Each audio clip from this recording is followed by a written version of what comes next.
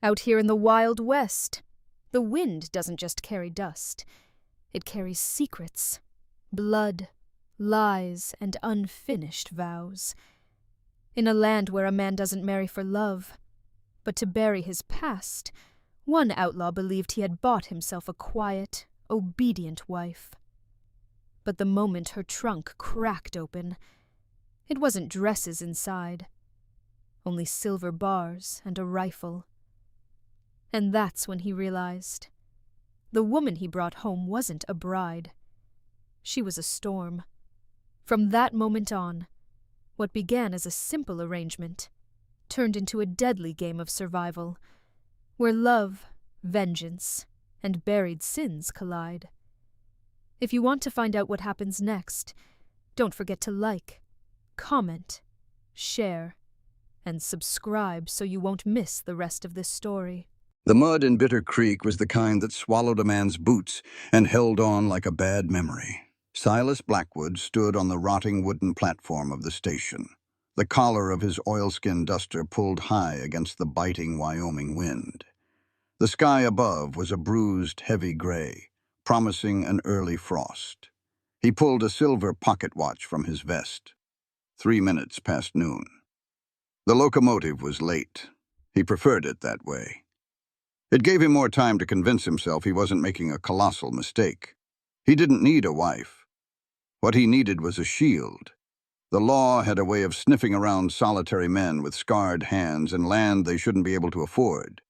A wife, a quiet, unremarkable woman cooking stews and hanging laundry on the porch of the Blackwood Canyon Ranch, would complete the illusion of a reformed, God-fearing cattleman. The matrimonial agency in St. Louis had promised him exactly that. Her letters were signed simply, Nora. She wrote of being a destitute orphan, accustomed to hard labor, possessing plain features, and asking for nothing but a roof and a daily meal. A woman who would keep her head down, ask no questions, and most importantly, blend into the desolate background of the frontier.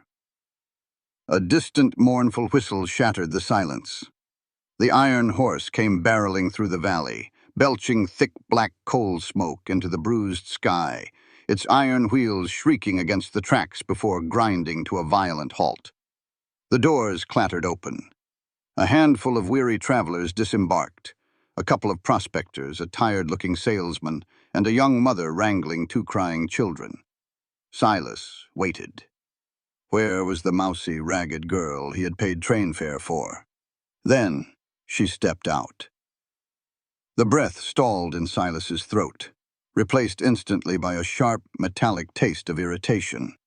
The woman standing at the edge of the train car was many things, but plain and unremarkable were not among them. She was draped entirely in mourning black, but it wasn't the cheap, rough-spun wool of a destitute orphan. It was heavy, flawless velvet and silk that absorbed the miserable gray light of the station. A wide-brimmed hat, secured with a sheer mourning veil, obscured the upper half of her face, but it couldn't hide the rigid, impossibly straight line of her spine. She stood with the poised, imperious stillness of a queen surveying a conquered, albeit disappointing, territory. Silas's jaw clenched so hard his teeth ached. She was a beacon, a walking target. Everything about her screamed wealth, secrets, and trouble, the exact 3 things Silas had spent the last 5 years burying. He stepped off the platform, his boots sucking in the mud as he closed the distance. He stopped a few feet from her, his towering, broad-shouldered frame casting a long shadow over her.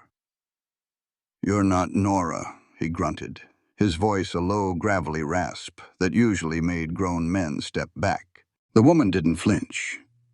Slowly, a gloved hand reached up and pushed the veil back, pinning it over the brim of her hat. Silas felt a strange, unwelcome jolt in his chest. Her skin was the color of fresh porcelain, stark against the black of her attire. Her cheekbones were sharp enough to cut glass, and her lips were pressed into a tight, bloodless line.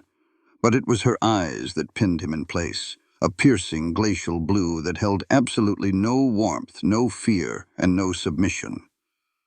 "I applied under the name Nora," she said. Her voice was cool, crisp, and undeniably British, cultured, elite. But my name is Eleanor, and you must be Mr. Blackwood." "I asked for a simple farm girl," Silas growled, not bothering to hide his disdain as he looked her up and down. "Not a duchess playing dress-up in the dirt." "And I asked for a sanctuary, not an interrogation," Eleanor replied smoothly, her gaze dropping to the heavy Colt .45 strapped to his thigh before meeting his eyes again. "The agency has your money. You have my presence. Shall we stand in this freezing mud to debate the semantics of our correspondence? Or do you possess a wagon?" Silas let out a harsh breath through his nose. He should put her back on the train, right now. Pay the conductor whatever it took to drag this haughty, dangerous creature back to the East Coast. But the train was already venting steam, preparing to move on to the next wretched town. "Wagons out back," he snapped, turning on his heel. He didn't offer her his arm. He didn't even look to see if she was following. She did.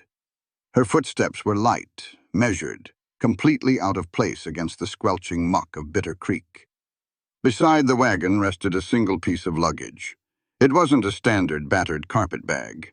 It was a massive dark oak trunk, reinforced with heavy iron bands and secured by a thick brass padlock.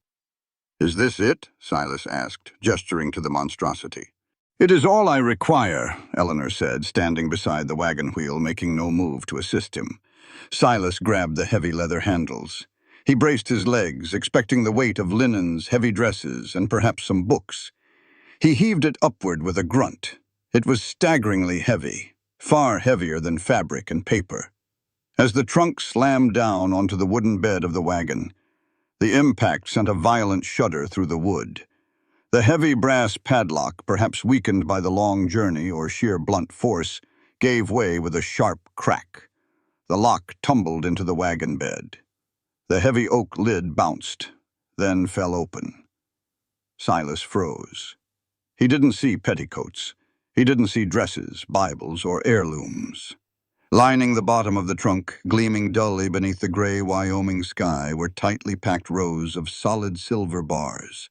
And resting gently on top of the fortune, wrapped delicately in blood-red velvet, was the cold, polished steel of a custom-engraved Winchester repeating rifle. Slowly, Silas turned his head to look at his new bride. Eleanor stood perfectly still, her glacial blue eyes locked onto his, entirely unapologetic. Silas closed his eyes, cursing the heavens. He hadn't bought a wife to hide his past. He had just invited a war to his front door. Silas slammed the heavy oak lid of the trunk shut. The sound cracked like a gunshot across the desolate rail yard. He didn't ask questions. In his former line of work, asking questions about another man's or woman's silver usually ended with someone bleeding out in the dirt. He retrieved the broken brass padlock, shoved it into his duster pocket, and threw a thick canvas tarp over the luggage, tying it down with brutal, jerky motions. "Get in," he ordered, his voice devoid of any civility. Eleanor Croft did not wait for his assistance. Gathering the heavy folds of her black morning skirts, she stepped onto the iron wheel hub and hoisted herself onto the unforgiving wooden bench of the wagon. She sat perfectly erect, her hands folded neatly in her lap, looking forward into the bleak gray horizon, as if the squalor of Bitter Creek simply did not exist. Silas climbed up beside her, the springs groaning in protest under his weight. He took the reins in his massive, leather-gloved hands. He was hyper-aware of her proximity, of the faint, incongruous scent of rosewater and bergamot cutting through the stench of wet horse and coal smoke. It made his teeth grind. He snapped the reins, and the two massive draft horses lurched forward, dragging the wagon out of the muddy township and toward the jagged teeth of the mountains. For the first hour, the silence between them was an absolute suffocating thing. The Wyoming wind howled across the plains, biting through wool and leather, carrying the bitter promise of a freezing night. Silas glanced at her from the corner of his eye. She had to be freezing. Her black velvet coat was fine, tailored for the damp chill of London, not the flesh-stripping gales of the American West. Yet she didn't shiver. She didn't wrap her arms around herself. She simply sat there, a porcelain statue carved in mourning. Anger, hot and unreasonable, flared in Silas's chest. She was a liability, an aristocrat playing a dangerous game of hide-and-seek on his territory. He decided to end this charade before they even reached the canyon. Instead of taking the wider, safer valley road toward his property, Silas hauled back on the left rein, steering the team toward Dead Man's Pass. It was a treacherous, winding switchback carved into the side of a sheer cliff, a path he usually only braved in the height of summer, and never with a fully loaded wagon. The path was so narrow that the outer wheels of the wagon rode mere inches from a 300-foot drop into jagged granite. He drove hard. The wagon jolted violently over half-buried boulders and deep, frozen ruts. The wooden wheels skidded close to the abyss, sending loose gravel tumbling down into the void. He wanted her to scream. He wanted her to panic, to beg him to turn around, to demand to be taken back to civilization where she belonged. He wanted the facade to break. The wagon hit a vicious pothole. The entire carriage bucked, tilting dangerously toward the cliff edge. Eleanor's hand shot out, gripping the iron rail of the seat with white-knuckled force. Silas held his breath, waiting for the shriek. It never came. He looked over at her. Her jaw was clamped tight, her knuckles strained against the iron, but her gaze was fixed straight ahead. She didn't look down at the drop. She didn't look at him. Her breathing was steady, her face an unreadable mask of pure aristocratic defiance. She would rather ride this wagon straight off the cliff than give him the satisfaction of her fear. Silas exhaled a slow, heavy breath, the anger morphing into a begrudging, terrifying shred of respect. He eased the horses back onto the center of the trail, navigating the rest of the descent with lethal precision. By the time they reached the floor of Blackwood Canyon, the sky was pitch black, illuminated only by the cold, indifferent light of a sliver moon. The canyon was a fortress of towering, sheer rock walls and dense, ancient pines. In the center of a cleared valley sat his cabin. It was a sturdy, brutalistic structure of thick, dark logs, designed to withstand blizzards, grizzly bears, and bullets.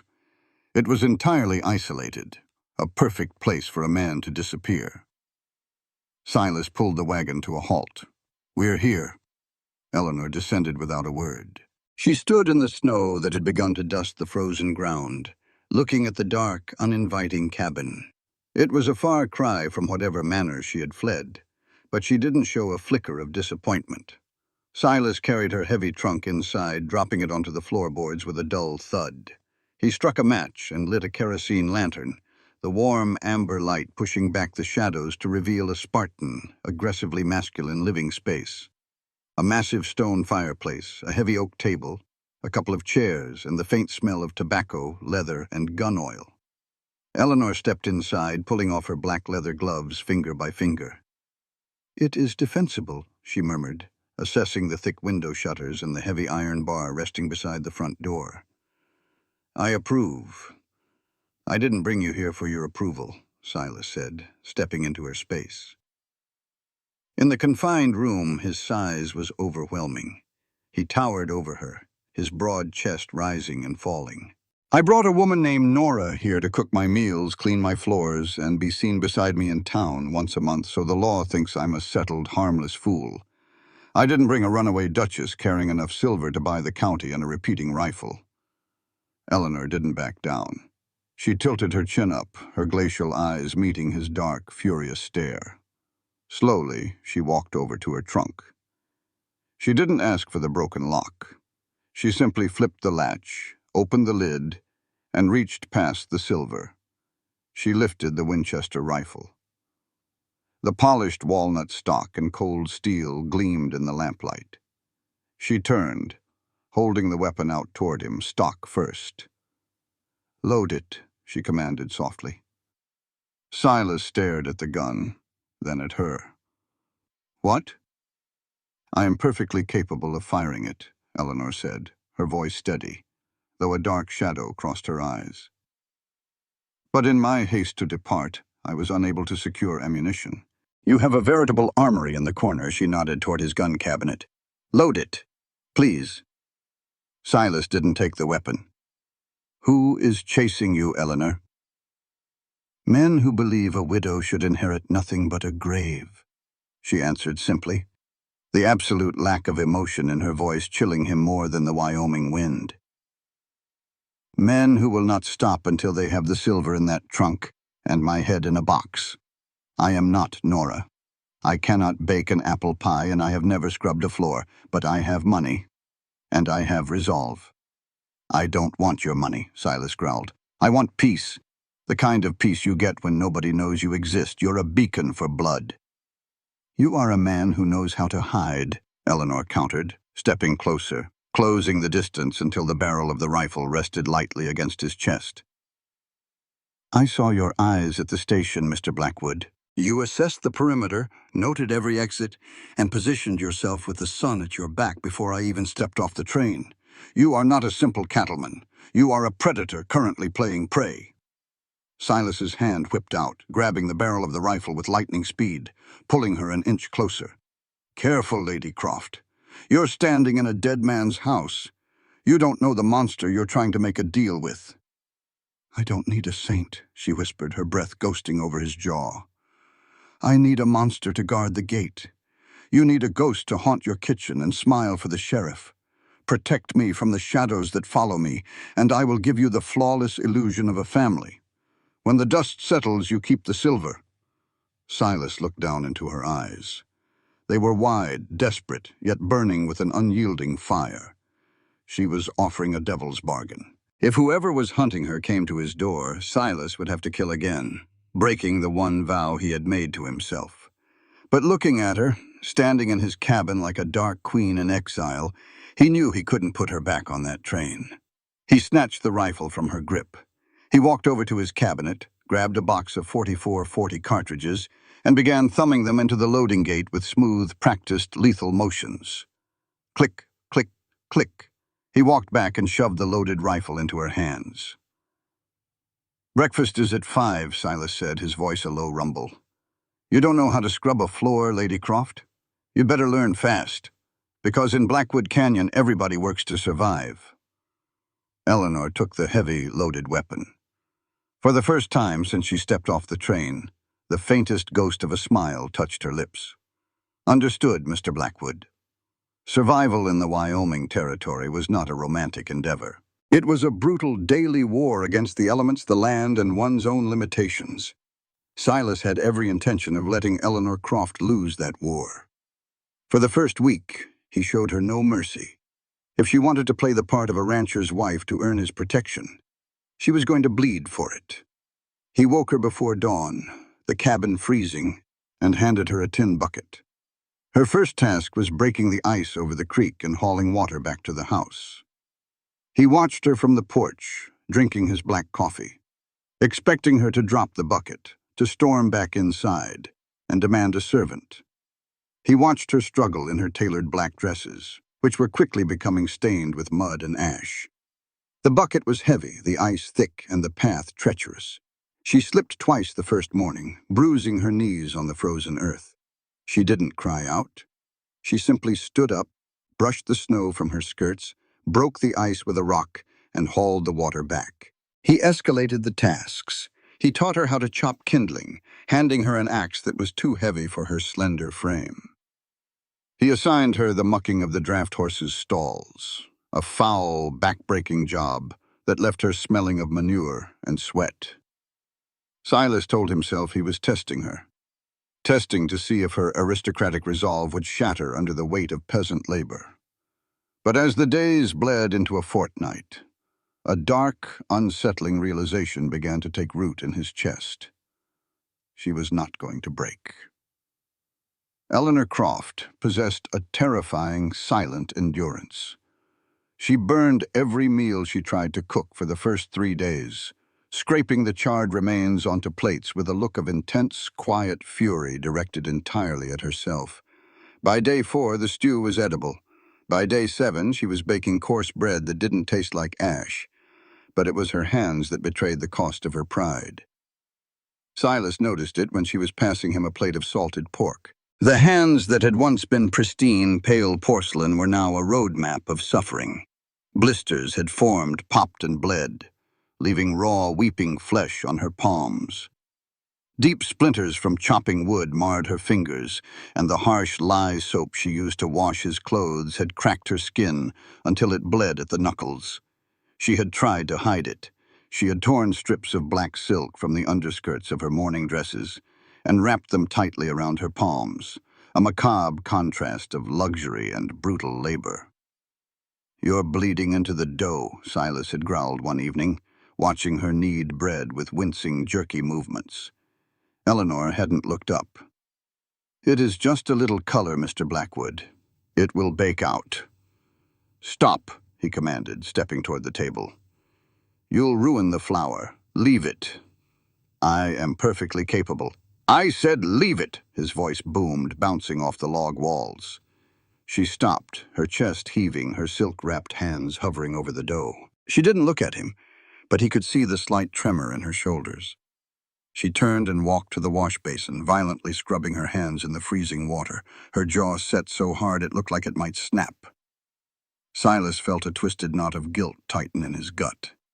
He had wanted to humble her. He hadn't wanted to destroy her. That night, the wind outside howled like a dying animal, battering against the heavy wooden shutters. The fire in the hearth had burned down to glowing red embers, casting long, dancing shadows across the cabin floor. Silas emerged from his small bedroom, unable to sleep. The ghosts of his past, the faces of men he had killed, the screams he couldn't unhear, often kept him awake. He walked into the main room, intending to pour himself a glass of cheap whiskey, when he saw her. Eleanor was asleep in the heavy rocking chair by the hearth.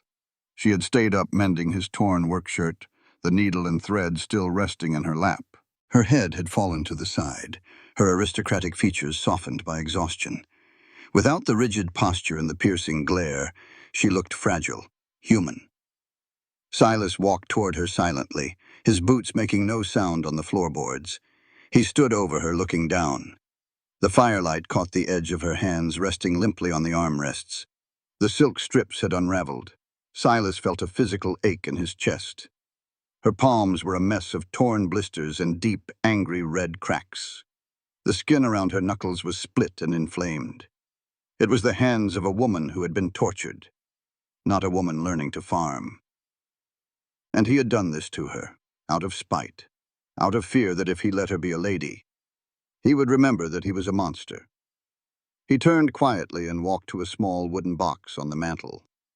Inside was a tin of medicinal salve, a potent mixture of beeswax, pine resin, and comfrey he used for horse wounds and his own knife scars. He grabbed a clean rag and walked back to her.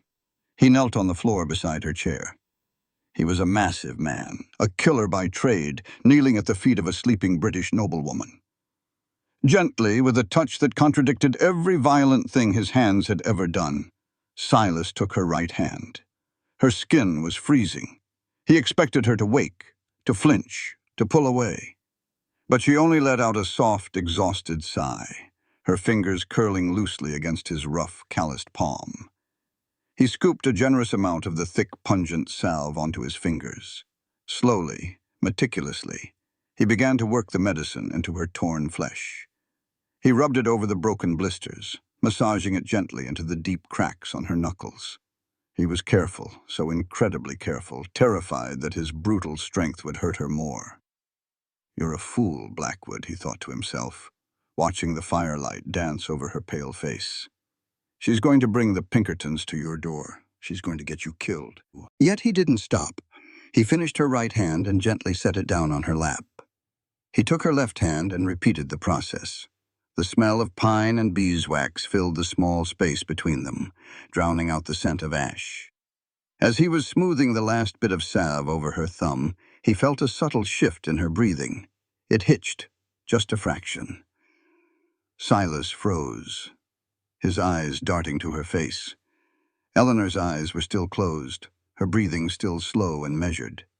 But a single silent tear had escaped the corner of her eye, tracing a glistening path down her porcelain cheek, catching the amber light of the dying embers before disappearing into the dark fabric of her collar.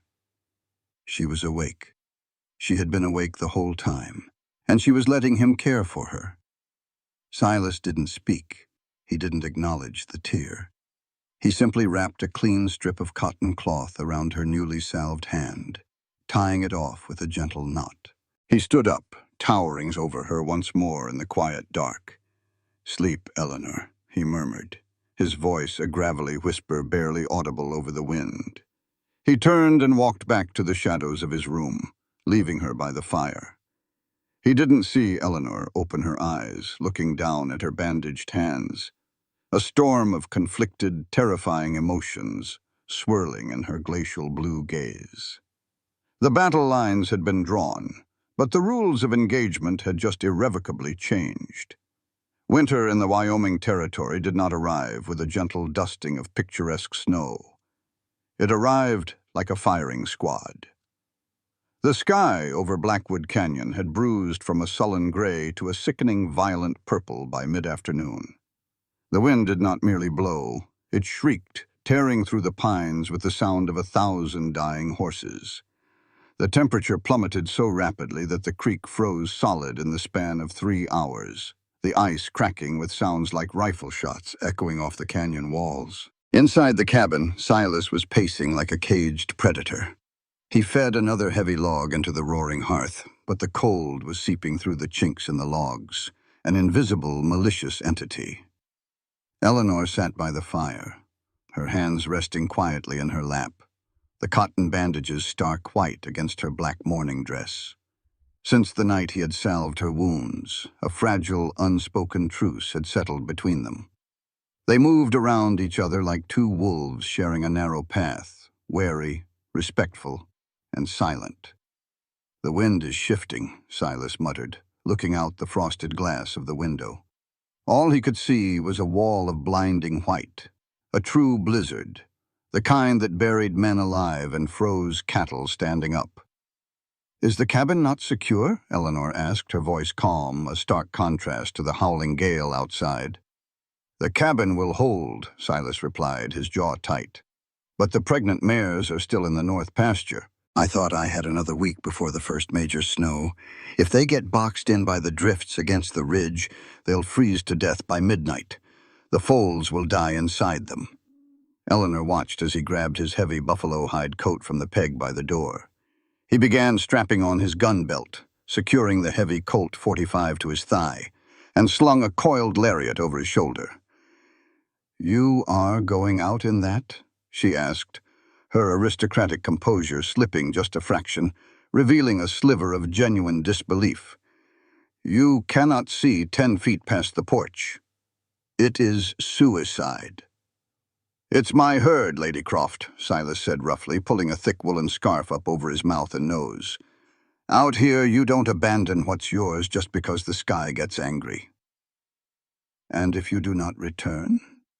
The question hung in the freezing air between them. Eleanor stood up, the firelight catching the glint of real, undeniable fear in her glacial eyes.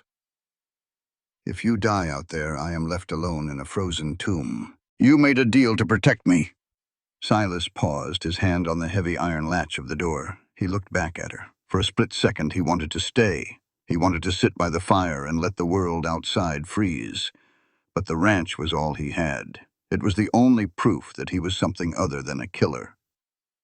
"Keep the fire fed," Silas ordered, "and keep your rifle loaded." Before she could protest further, he shoved the door open. The blizzard roared into the cabin, a blinding fury of white snow and flesh-stripping wind. Silas stepped out, and with a heavy slam the door shut behind him, plunging Eleanor back into the quiet, suffocating warmth of the cabin. Outside, the world was a white hell. Silas fought his way toward the north pasture, his massive frame leaning into the gale. Every step was a battle. The snow was already knee-deep, dragging at his boots like wet cement. His eyelashes froze, his lungs burned with the icy air, but he pushed forward, guided by instinct and the desperate, frantic whinnying of horses caught on the wind. He found them huddled against the sheer rock face of the northern ridge, shivering violently, their coats caked in ice. There were 3 of them, heavy-bellied draft mares, trapped by a rapidly rising snowdrift. Silas waded toward them, pulling his lariat free. "Easy, girls. Easy," he roared over the wind, though he couldn't even hear his own voice. He managed to loop the rope around the lead mare's neck, intending to guide them back to the safety of the barn. But as he turned, the lead mare reared back with a terrified shriek, her hooves slashing at the blinding snow. The other two panicked, thrashing wildly. Silas cursed, trying to hold the line. "Settle down!" Then he smelled it. Cutting through the sterile scent of ice and pine was a foul, rancid stench. Wet fur, rotting meat, and hot breath. Silas dropped the rope and reached for his Colt, but the blizzard had masked the predator's approach completely. Out of the blinding white vortex, a massive shadow lunged.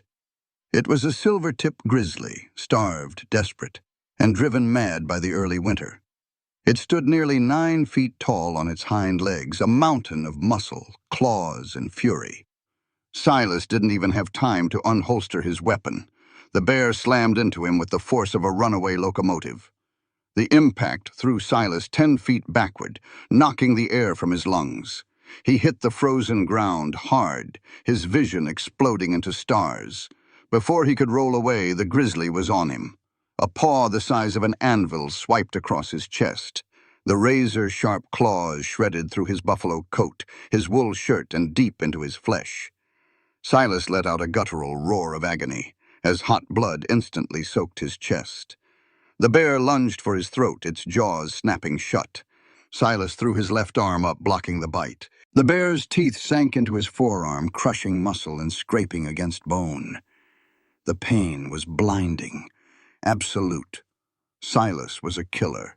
He had fought men, he had fought the law, and he refused to die in the snow to a starving beast. With his free right hand, he fumbled for the hunting knife sheathed at his hip. His blood-slicked fingers found the bone handle. He ripped the 8-inch blade free and drove it upward, burying it to the hilt in the soft tissue just beneath the bear's jaw.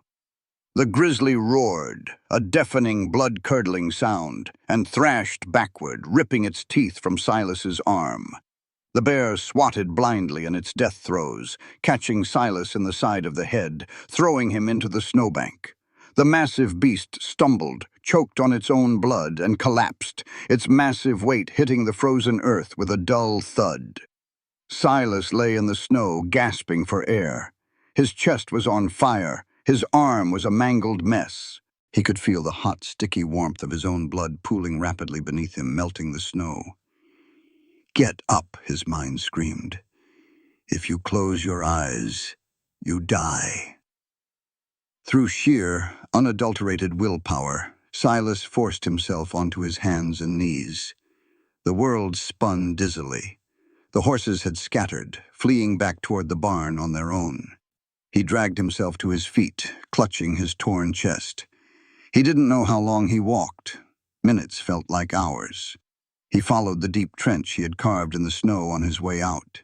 His vision was tunneling, fading to black at the edges.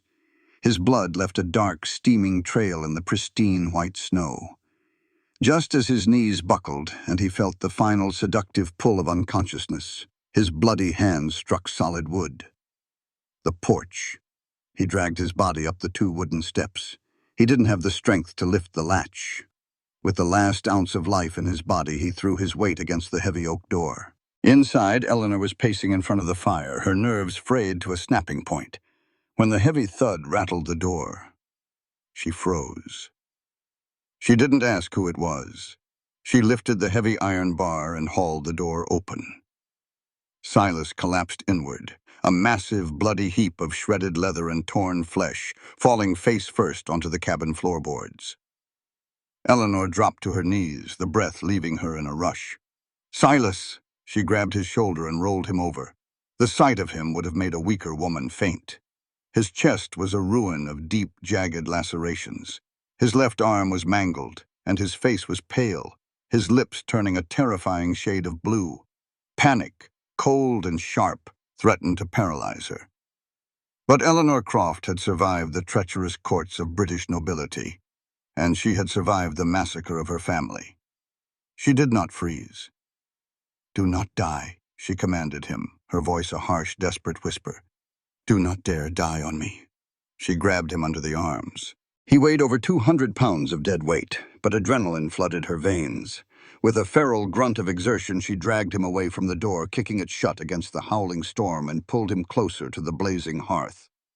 She moved with frantic precision. She tore the heavy blood-soaked buffalo coat from his body. She ran to the kitchen basin, grabbing the strongest whiskey Silas owned, a sewing needle from her own kit, a spool of heavy black thread, and a clean basin of water, which she shoved over the fire to boil. Kneeling beside him, Eleanor realized she had to cut his shirt away to access the wounds on his chest.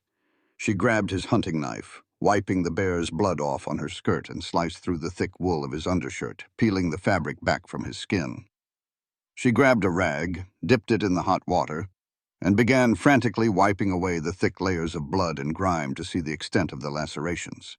The bleeding was severe, but the claws had missed his lungs. She could stitch this. She had to stitch this. She wiped another layer of blood away from his left pectoral muscle, preparing to pour the whiskey over the open wounds. Suddenly, her hand stopped dead. The rag fell from her trembling fingers. The air in the cabin seemed to instantly evaporate, leaving her choking. There, branded into the scarred, heavily muscled skin of Silas's left chest, just above his heart, was a tattoo. It was old, the black ink slightly faded, but the design was unmistakable. A severed eagle's talon wrapped in dark flames. The flaming claw. Eleanor's vision blurred. The howling of the blizzard outside faded, replaced by the screams of the past. 10 years ago, an estate in the English countryside. The smell of burning tapestries. The sound of her father begging for mercy before his throat was cut.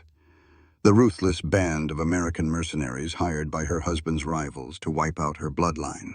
The Crimson Claws.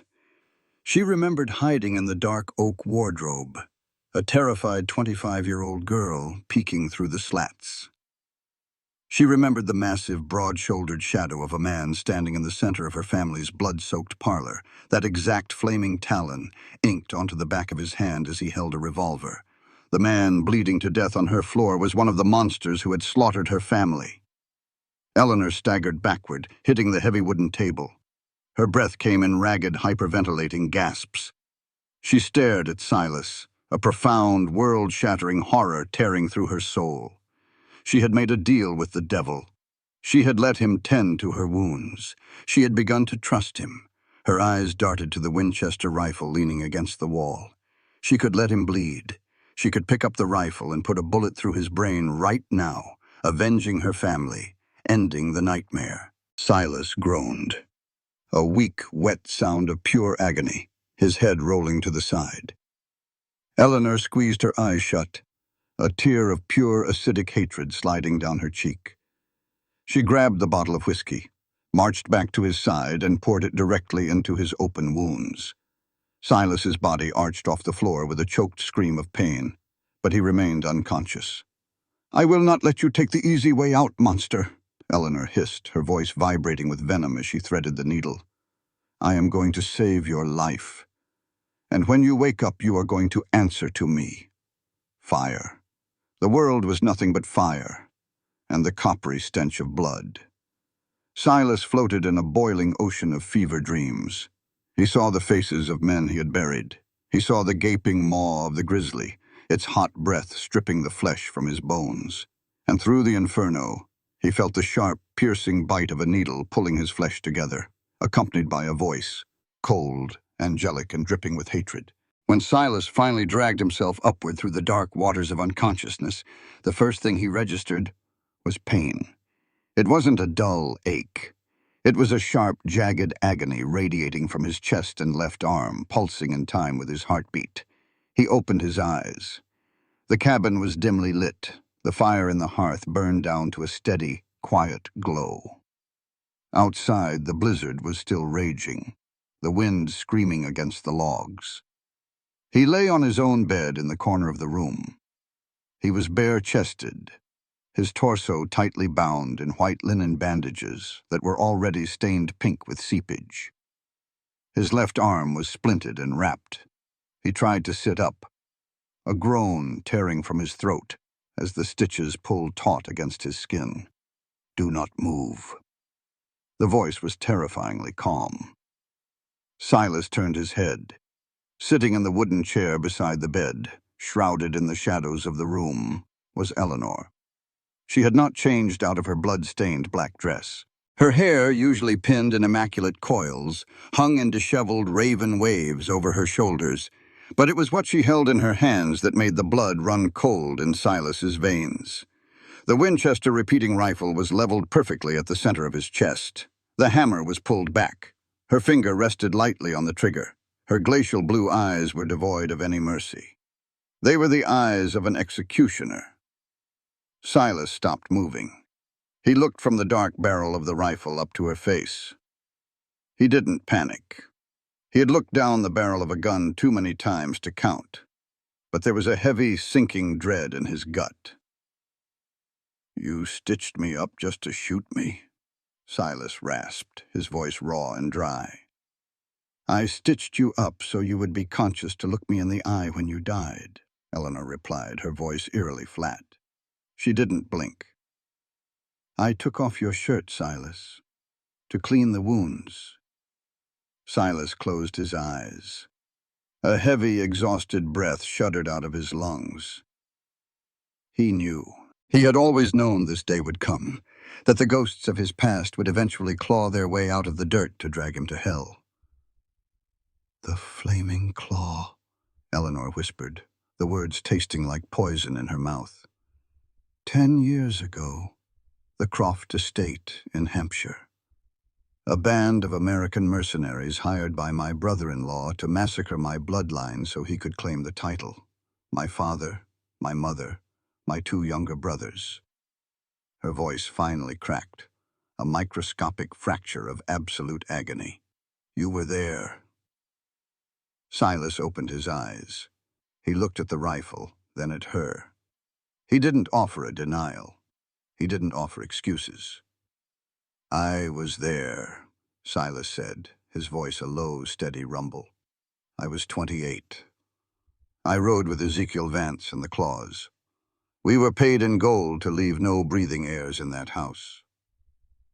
Eleanor's finger tightened infinitesimally on the trigger.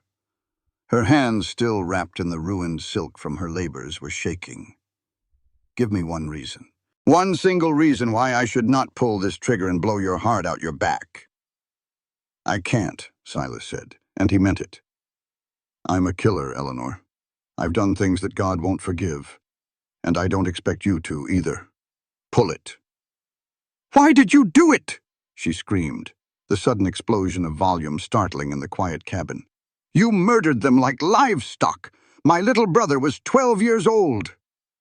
"I didn't kill your family, Eleanor," Silas roared back, fighting through the agonizing pain in his chest to prop himself up on his good elbow.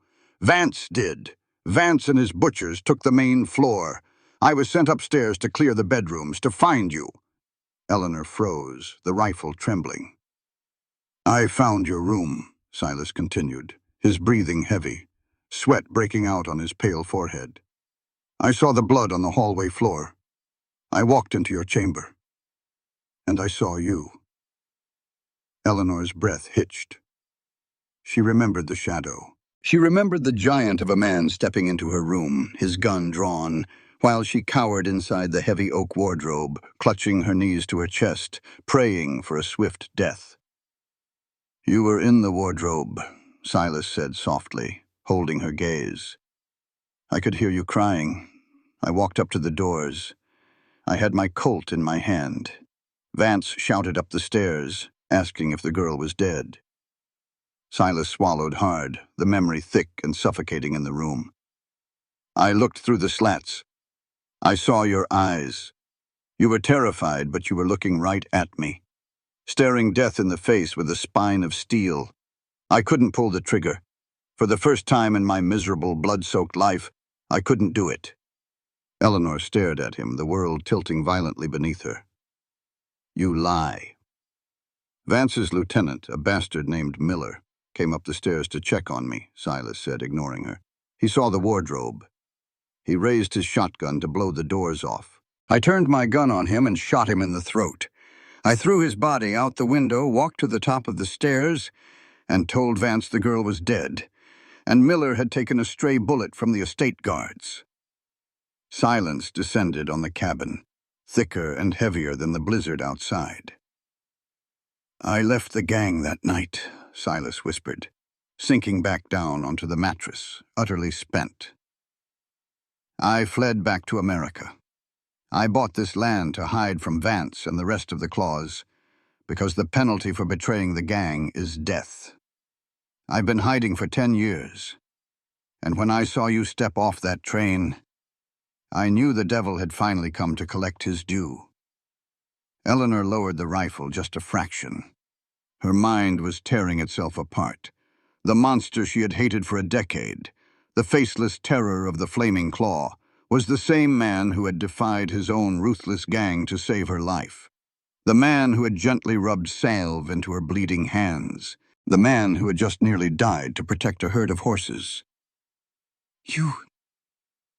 You saved me?" she breathed, the absolute certainty of her hatred fracturing into 1,000 confusing pieces. "I spared you," Silas corrected bitterly. "There's a difference. Saving implies grace. I don't have any grace, Eleanor. I just couldn't stomach the slaughter anymore." Eleanor stood up. The rifle slipped from her grasp, clattering loudly onto the wooden floorboards.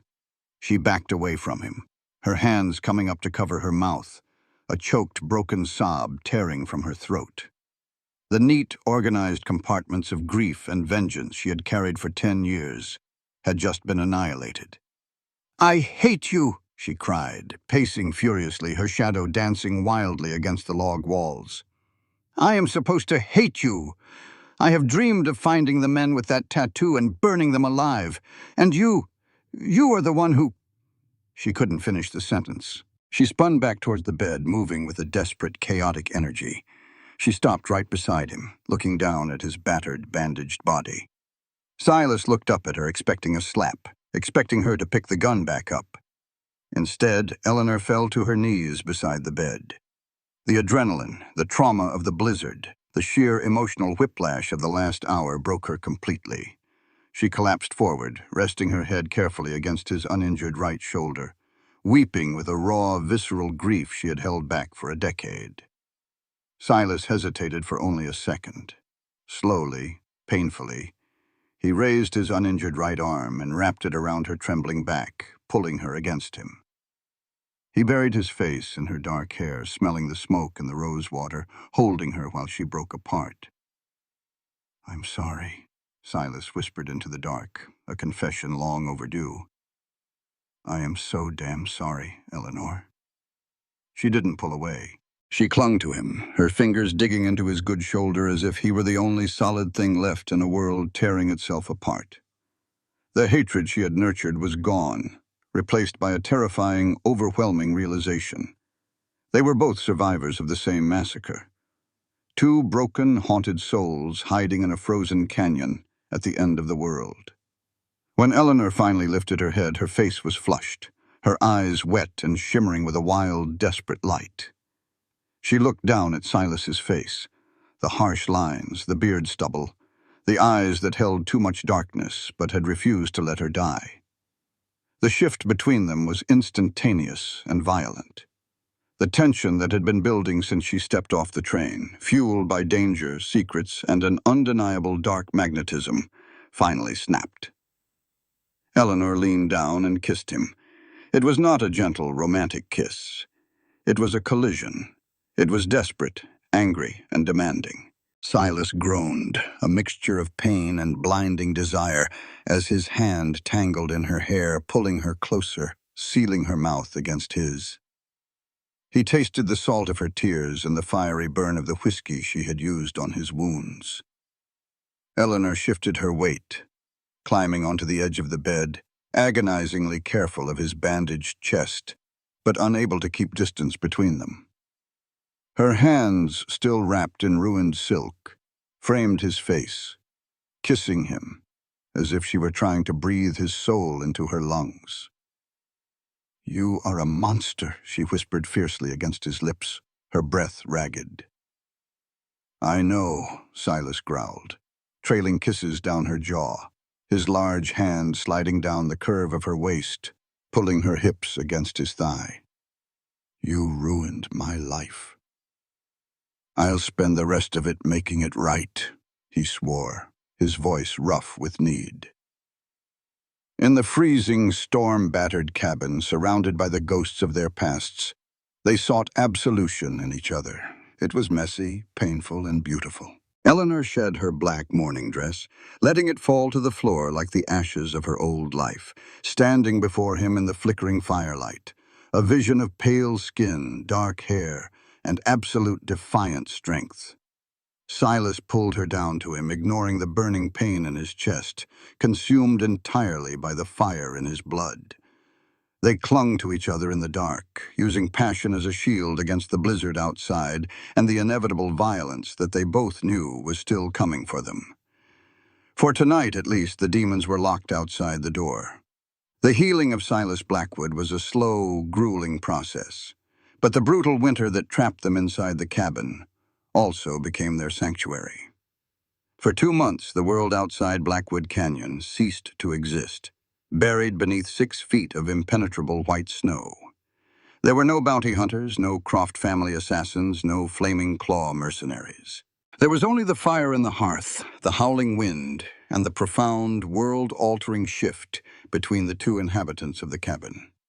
Eleanor Croft had died the night she learned the truth about the massacre, and from her ashes someone entirely new had been forged.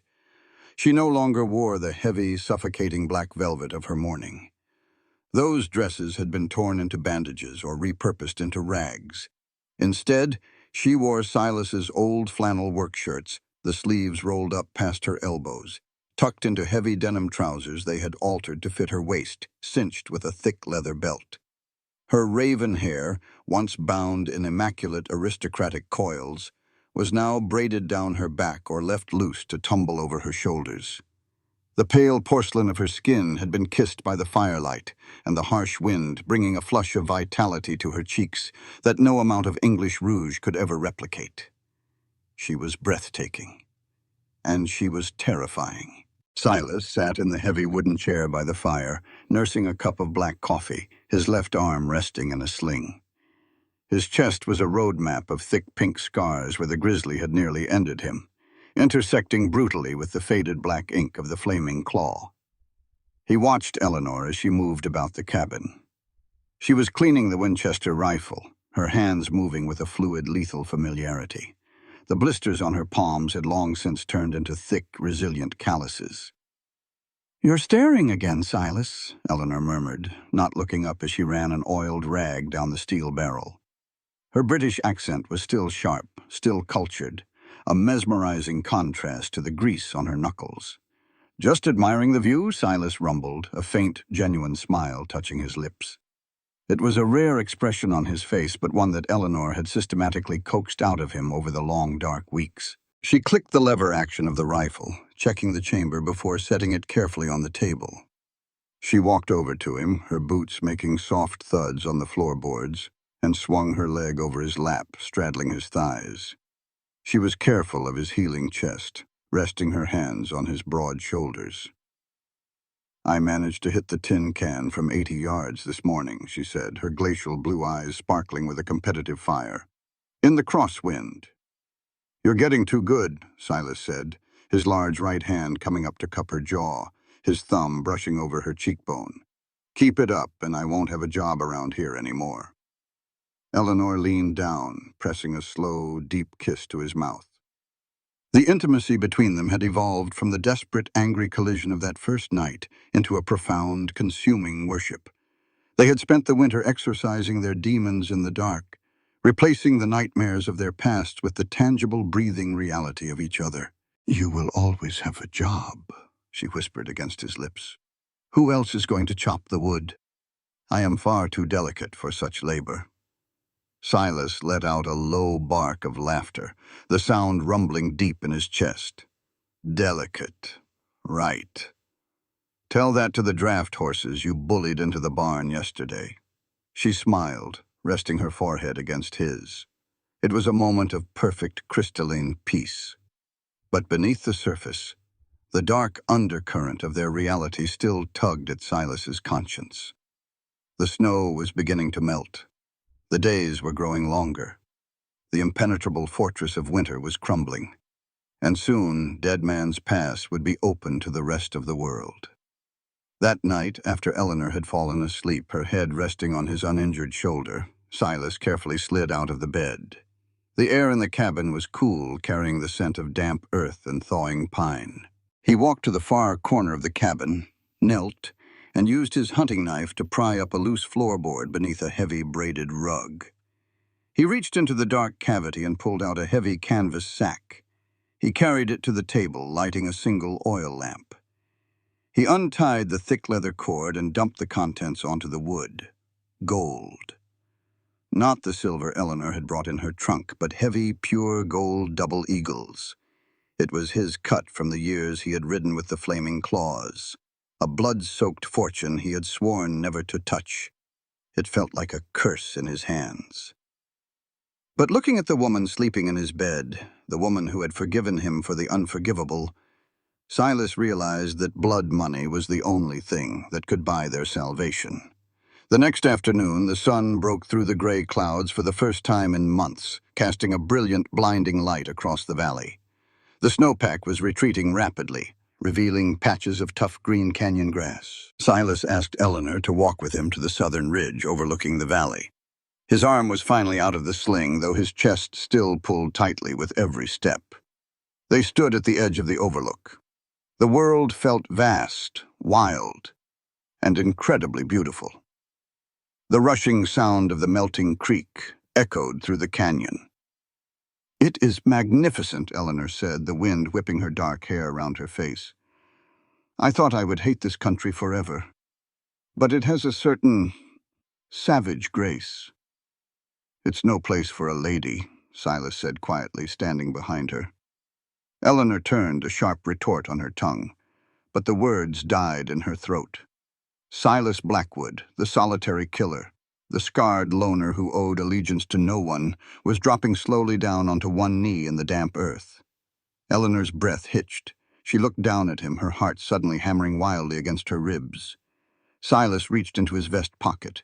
He didn't pull out a diamond or a family heirloom. He held out a small, intricately woven ring made of dried sweetgrass and a thin strand of copper wire he had taken from a broken bridle. He had spent hours working it with his massive, clumsy fingers. "I told you I didn't want your money, Eleanor, and I meant it," Silas said, looking up into her wide, shocked eyes. His voice was steady, anchored by an absolute, unshakable resolve. "But I have my own. Enough to buy a passage to New York and a steamer to France or Italy. Anywhere the Crofts can't reach you and the claws can't find me." Eleanor stared at the crude, beautiful ring in his palm. "Silas, we can't stay here," he continued, the brutal truth hanging between them. "The pass will clear in a week. The men hunting you won't stop. I won't let you live your life looking over your shoulder, waiting for a bullet in the dark. I want to give you the world you deserve, a world without violence." He swallowed hard. "I'm a ruined man, Eleanor, but if you'll let me be your husband for real this time, I swear to God I will spend my last breath making sure you never have to be afraid again." Tears, hot and fast, spilled over Eleanor's eyelashes. In the grand estates of England, she had been courted by dukes and earls with cold eyes and political agendas. None of them had ever looked at her the way this scarred American outlaw did, with complete, devastating devotion. She didn't care about Europe. She didn't care about mansions or safety. She only cared about the man kneeling in the mud for her. She fell to her knees in front of him, heedless of the dirt on her trousers. She reached out, her calloused, trembling hands taking the sweetgrass ring from his palm and slipping it onto her own ring finger. It fit perfectly. "Yes," she choked out, throwing her arms around his neck, burying her face in the crook of his shoulder. "Yes, Silas. 1,000 times, yes." Silas let out a breath he felt like he had been holding for 10 years. His powerful arms wrapped around her, pulling her tightly against his chest, lifting her off the ground as he stood. He buried his face in her hair, inhaling the scent of her, feeling a blinding, triumphant surge of hope. They had won. They had survived the winter. They had survived their pasts. And they had found a love so fierce it felt bulletproof. Tomorrow they would pack the gold and the silver. They would leave the wagon and take the fastest horses. They would ride out of Blackwood Canyon and never look back. It was a perfect, beautiful illusion. And it lasted exactly 18 hours. The morning air was crisp, carrying the metallic tang of melting ice and the sweet scent of pine. Silas woke before dawn, a habit ingrained over decades of sleeping with one eye open. Eleanor was curled against his side, deeply asleep, her left hand resting on his chest, the sweetgrass ring a quiet promise in the dim light. Silas gently kissed her forehead and slipped out of bed. They were leaving today. There was packing to finish, the horses to saddle, and a long ride ahead to the railhead in Cheyenne. He pulled on his boots, strapped his gun belt over his thighs, and stepped out onto the porch. The moment the cold air hit his face, Silas stopped dead. The hairs on the back of his neck stood up. The canyon was utterly silent, too silent. The morning chorus of birds, the jays and the sparrows that usually chattered in the pines, was entirely absent. The air felt heavy, thick with a wrongness that made Silas's killer instincts scream in alarm. He dropped his hand to the walnut grip of his Colt. His eyes scanned the tree line, the shadows of the ridge, the perimeter of the clearing. Nothing moved. He stepped off the porch and walked silently toward the barn. The surviving draft horses and the two fast Mustangs they planned to ride out on were kept in the front corral. As Silas rounded the corner of the log structure, his blood ran to ice. The majestic black Mustang he had broken specifically for Eleanor lay on its side in the mud. It wasn't breathing. There was no blood, no sign of a struggle, no ripped throat from a mountain lion. Silas crouched beside the dead animal, his eyes scanning the mud. Then he saw it. A tiny, nearly invisible puncture wound on the horse's neck, surrounded by a faint purplish discoloration. A dart, or a needle. Poison. Panic, cold and absolute, gripped his chest. They're here. Silas? He spun around. Eleanor was standing on the porch, wrapped in a heavy wool blanket, rubbing the sleep from her eyes. Get inside, Silas roared, sprinting toward her, drawing his Colt in a blur of motion. Eleanor, get back in the house. The sharp, deafening crack of a high-powered rifle shattered the morning silence. The wooden post of the porch, mere inches from Eleanor's head, exploded into a shower of splinters. Eleanor screamed, dropping the blanket as the impact sent shards of wood biting into her cheek. Silas hit the stairs at a full sprint, tackling Eleanor to the floorboards just as a second shot rang out. The bullet punched through the open front door, burying itself in the stone hearth. Move! Move! Silas yelled, dragging her by the arm. They scrambled on their hands and knees over the threshold, slamming the heavy oak door shut. Silas threw the thick iron crossbar into place, just as a third bullet hit the thick wood from the outside, failing to penetrate but leaving a deep, violent crater. Eleanor was gasping for air, pressing a hand to her bleeding cheek. Who is it? The claws? Too quiet for the claws, Silas said grimly, rolling away from the door and staying low beneath the window line. He crawled toward his gun cabinet, tossing Eleanor the Winchester and a box of shells. The claws would have come screaming down the ridge with torches. This is precise, tactical. This is a siege. Eleanor's face paled. She racked the lever of the Winchester, her hands remarkably steady despite the terror in her eyes. Pinkertons, the men my brother-in-law hired. They found us. They waited for the pass to clear, Silas muttered, peering through a small chink in the log wall. He couldn't see them. The shooters were positioned perfectly in the dense timber along the high ridges, holding the high ground. The cabin was in the center of the valley, a fatal funnel. Why didn't they just shoot us in our sleep? Eleanor asked, her voice tight. Why shoot the horse? Because they don't just want you dead, Silas said, his jaw locked. They want the silver. And they know if they burn the cabin down, the silver melts into the floorboards and becomes too heavy to transport quickly. They want to drive us out, break our nerves. Chichi. Silas crawled toward the kitchen area to grab the water bucket. They needed to assess their supplies if they were going to withstand a siege. He lifted the wooden lid of the water barrel they kept near the door, filled yesterday from the creek. Floating on the surface of the water were 3 dead field mice. Silas's stomach dropped. He leaned closer, smelling the faint, bitter scent of almonds cutting through the water. Strychnine. Don't touch the water, Silas ordered, his voice hollow.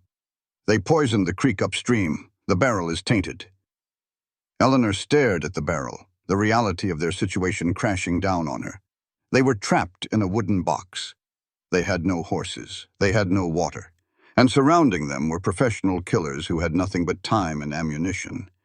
The illusion of Europe, the dream of a peaceful life, vanished like smoke in the wind. The sweetgrass ring on Eleanor's finger suddenly felt like a heavy, cruel joke. A voice echoed down from the ridge. It was amplified by a brass-speaking trumpet bouncing off the canyon walls, so it was impossible to pinpoint the exact location. It was a smooth, cultured, chillingly polite voice. "Lady Eleanor Croft and Mr. Blackwood." Eleanor flinched. The blood drained entirely from her face. She dropped the box of shells, the brass cartridges clattering onto the floorboards. "I know that voice," she whispered, a sound of pure horror. Silas looked at her. "Who is it?" Eleanor couldn't speak. She just shook her head, her eyes wide with a terror Silas had never seen in her, not even when he had told her he was a flaming claw. The voice echoed again, smooth and utterly devoid of mercy. "It has been a long winter, sister. The family has missed you. Send out the trunk of silver and the original copy of the Duke's will, and I promise Mr. Blackwood a quick death. Keep it inside, and we will wait until you die of thirst. And then we will take it anyway." Silas felt the blood roar in his ears. "Sister." He looked at Eleanor. She was trembling violently, her knuckles white as she gripped the Winchester. "My brother," Eleanor choked out, a tear spilling over her lashes, mixing with the blood on her cheek. "My younger brother, Arthur. He didn't die in the massacre, Silas. He orchestrated it." The trap had closed. The ghosts hadn't just found them. They had come wearing the faces of family. Silas cocked the hammer of his Colt, his eyes burning with a dark, lethal fire. They weren't going to Paris. They were going to hell. But Silas Blackwood swore to God he was going to take every single one of them with him. The revelation hung in the stifling air of the cabin, more toxic than the strychnine floating in their water barrel. Arthur. Eleanor slumped back against the heavy log wall, the Winchester slipping an inch in her trembling grip. Her mind violently rejected the truth, even as the cold, cultured cadence of the voice echoing off the canyon walls confirmed it. She remembered a boy of 12 with ink-stained fingers and a fondness for poetry. She had wept over his empty grave. She had built a shrine to his memory in her heart, right beside her parents. "He was a child," Eleanor whispered, her voice fracturing. "Silas. He was a child when the claws attacked. How could he?" "Greed doesn't care about age, Eleanor," Silas said, his voice flat, devoid of the warmth he had shown her for the past 2 months. The man beside her was no longer the gentle, wounded rancher who had woven her a ring of sweetgrass. His eyes were dead, black pits. The flaming claw had awakened. A second son, looking at a dukedom he would never inherit. He hired Vance to wipe the board clean, and he's here to finish the job. "I grow impatient, Eleanor." Arthur's voice boomed again, amplified and distorted by the brass trumpet. "I have 6 men with me, professional, highly motivated gentlemen. You have a crippled outlaw and a cabin that will burn quite nicely. Send out the trunk, send out the will. I will make it painless." "They're moving," Silas snapped, peering through the jagged hole the bullet had punched in the door. 2 on the left ridge, moving through the pines. 3 advancing down the center draw, Arthur and another holding back. He turned to her, grabbing her by the shoulders. His massive hands were rough, grounding her to the present. Listen to me. The girl who mourned her brother is dead. The woman in this cabin is a survivor. Do you understand me? You don't hesitate. If it moves, you put a bullet in its center mass. Eleanor looked up into his hardened face. The shock retreated, replaced by a cold, absolute fury. The family she had loved was a lie. The brother she had wept for was a monster. She tightened her grip on the walnut stock of the Winchester. I understand. Take the rear window, Silas ordered, handing her a heavy canvas bandolier of 44-40 cartridges. Knock out the glass. Don't expose your head. Fire through the shutters. Eleanor moved to the back of the cabin. She used the steel butt of the rifle to shatter the frosted glass, kicking the wooden shutter open just enough to create a firing slit. The cold morning air rushed in, carrying the smell of pine and impending death. At the front of the cabin, Silas knocked out a chink in the mortar between 2 logs, creating a perfect sniper's loophole. He drew his Colt .45 and rested the barrel on the wood. Silence descended again, heavy and pregnant. The seconds stretched into agonizing minutes. Then a shadow darted between the thick trunks of the ponderosa pines, barely 50 yards from the porch. Silas didn't blink. He exhaled slowly, tracking the movement. He squeezed the trigger. The roar of the Colt was deafening in the confined space of the cabin. A cloud of acrid gray gun smoke plumed from the barrel. Outside, the shadow jerked violently backward. A man pitched out from behind a tree, clutching his chest, his rifle tumbling into the mud. He hit the ground and didn't move. 1, Silas counted, his voice ice. Hell broke loose. The tree line erupted in a barrage of muzzle flashes. A hail of lead slammed into the cabin. Bullets tore through the wooden shingles of the roof, shattered the remaining windows, and embedded themselves deep into the thick protective logs. The noise was a physical, deafening assault. Splinters rained down on them like wooden shrapnel. Eleanor ducked, covering her head as a slug punched through the wall inches above her. She forced herself to breathe, forced herself to remember the rhythm.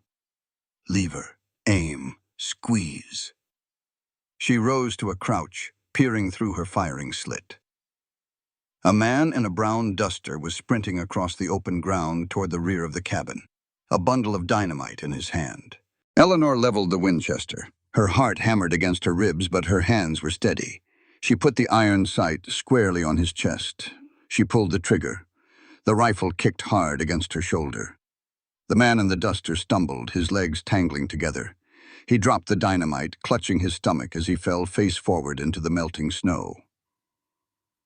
"Got one in the back," Eleanor shouted over the din, racking the lever to chamber another round, the hot brass casing spinning through the air to land on the floorboards. "Good girl," Silas grunted. The assault continued for hours. Arthur's Pinkertons were professionals, but they had underestimated the sheer brutal efficiency of the man inside. Every time they tried to advance, Silas punished them. His accuracy was terrifying. By noon, 3 men lay dead in the mud, but the siege was taking its toll. The cabin was riddled with holes. The air inside was thick with choking sulfuric cordite smoke burning their eyes and throats, and they were thirsty. The adrenaline and the gunpowder dried their mouths to sandpaper, but they couldn't touch the poisoned water barrel. Eleanor's lips were cracked and bleeding. Silas's chest, still healing from the grizzly attack, was aching fiercely, the fresh scabs pulling and tearing with every violent movement. "Impressive, Mr. Blackwood," Arthur's voice echoed down, dripping with condescension. "But you are wasting your ammunition. We have crates of it. We have water. We have salted beef. We can sit here until you are drinking your own blood." "He's trying to draw us out," Silas muttered, wiping a mixture of sweat and soot from his forehead. He popped open the loading gate of his Colt, sliding fresh cartridges into the cylinder.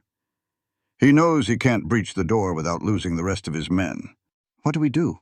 Eleanor asked, leaning her back against the wall, her chest heaving. Her hands were black with gunpowder grease.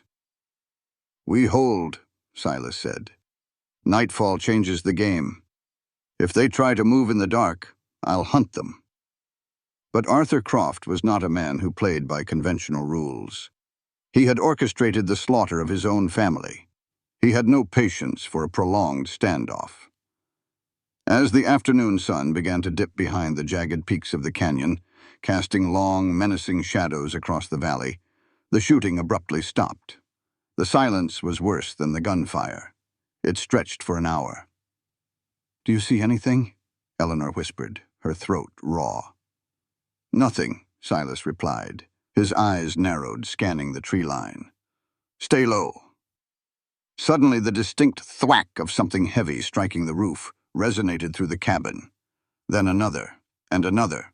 Silas looked up at the ceiling. Arrows. "Who uses arrows?" Eleanor asked, confused. "They aren't trying to shoot us," Silas realized, a cold dread washing over him. He smelled it a second later. The sharp, volatile stench of kerosene dripping through the gaps in the cedar shingles. "They're burning us out!" Silas roared. Flames, hungry and aggressive, instantly caught on the dry, weathered wood of the roof. The fire spread with terrifying speed, fueled by the kerosene. Within minutes, the ceiling above them was a roaring inferno. Thick, black smoke began to pour down into the cabin, banking off the walls, suffocating the air. "We have to get out," Eleanor coughed, dropping to her knees to find breathable air. "That's exactly what they want," Silas yelled over the roar of the fire.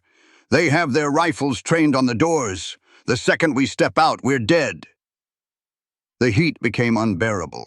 A burning section of the roof collapsed, crashing onto the wooden table, sending a shower of sparks and embers across the room. The cabin was no longer a fortress. It was a crematorium. "We fight," Silas said, grabbing her arm, his eyes blazing with a desperate, suicidal light. "We go out the front. We lay down suppressive fire and we make for the tree line. You run, Eleanor. You don't stop, you don't look back. You run until your lungs bleed." "I am not leaving you," she screamed, tears streaming down her face, cutting tracks through the soot. "You will." Silas shook her, his voice a thunderclap. "I'm not dying in here, and neither are you. On three." He dragged her toward the heavy oak door. The handle was blistering hot. Silas kicked the iron bar away. "One." He cocked his Colt. Eleanor raised the Winchester. "Two." The roof groaned, threatening to cave in completely. "Three." Silas kicked the door open. They burst out onto the porch, weapons blazing. Silas fired wildly into the tree line, trying to suppress the snipers. Eleanor fired the Winchester from her hip, her vision blurred by smoke and tears. But the Pinkertons were waiting. A high-powered rifle cracked from the ridge. Silas's leg exploded in a mist of blood and bone. The heavy-caliber bullet punched through his right thigh, shattering the femur instantly. Silas let out a guttural, animalistic roar as his leg simply ceased to exist beneath him. He collapsed heavily onto the wooden planks of the porch, his momentum sending him crashing into the railing. His Colt spun out of his hand, clattering into the mud below. "Silas!" Eleanor screamed, dropping to her knees beside him.